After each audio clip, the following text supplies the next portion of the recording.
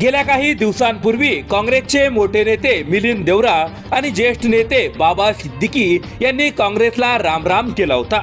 त्यानंतर आता अशोक चव्हाण यांनी देखील काँग्रेसला सोडचिठ्ठी दिली आहे।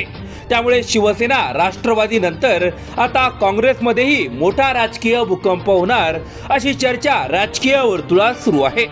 अशोक चव्हाण यांनी काँग्रेस पक्ष आणि सदस्यत्वाचा राजीनामा दिल्यानंतर अशोक चव्हाण यांचे निकटवर्तीय माजी आमदार अमर राजकुवरांनीही काँग्रेसला सोडचिठ्ठी दिली आहे। येत्या 15 फेब्रुवारी रोजी अमित शहा हे महाराष्ट्र दौऱ्यावर असून त्याच दिवशी अमित शहा यांच्या उपस्थितीत अशोक चव्हाण भाजपात प्रवेश करतील अशी माहिती सूत्रांनी दिली आहे। अमित शहा यांच्या 15 फेब्रुवारीच्या संभाजीनगर येथील सभेत हा पक्षप्रवेश सोहळा पार पडेल।